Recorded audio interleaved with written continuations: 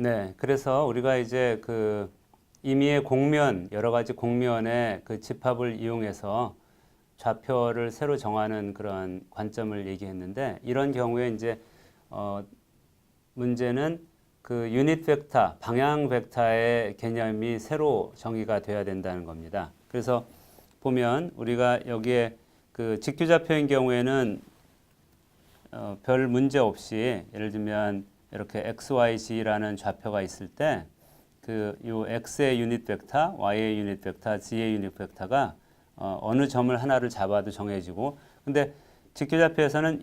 요 방향이, 요 X란 방향이 어느 임의의 점, 여기서부터 다른 점으로 우리가 이동했을 때도 똑같이 XYZ라는 세 개의 그 방향을 나타내는 벡터가 있는데, 여기에서의 X의 방향과 여기에서의 X 방향이 같게 돼요. 똑같은 방향을 가리키게 됩니다. 근데 만약에 공면을 이용해서, 그러니까 다시 말해 이 XY 직교좌표는 이게 평면을 이용한 거기 때문에 요 X라는 방향에 해당되는 우리가 면을 생각하면 YG 평면이 되겠죠. 근데 이 YG 평면이 이 평면이나 이 평면이 다 평행하기 때문에 그거의 수직 방향의 그 방향 벡터를 우리가 정했을 때도 역시 같은 방향을 가리키게 돼요. 자, 근데 이제 만약에 내가 이렇게 굴곡이 진 그 공면을 생각하면 요 점에서 이 면의 이제 수직인 방향은,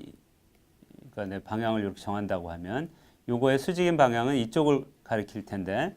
만약 똑같은 점이 이 점 위에서 어느 다른 위치에 오면 그 수직한 방향이 이렇게 다르게 정해지겠죠. 그러니까 물론 이제 요 면의 이 지점에서 한 점에서 수직인 방향을 내가 그래서 QI 요 면이 QI가 일정한 값을 갖는 면이라고 쳤을 때, 이 점에서 수직한 방향은 그 면에서 QI의 유닛 벡터 방향을 쓸 수 있는데, 그 방향이 직교좌표와 다르게 점마다 달라진다는 거예요. 그래서 그러니까 똑같은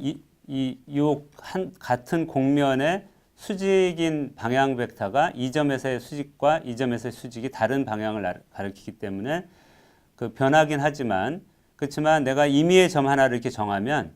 만약 이 점을 하나 정한다 그러면 이 점에서 이 QI의 수직인 방향이 이렇게 될 거고, 또 이거를 요게 교차되는 다른 공면이 있겠죠. 그 공면의 수직 벡터는 이렇게 되고, 또 다른 공면에 요 면이 하나 생길 텐데 그 면의 수직한 방향이 이렇게 돼서,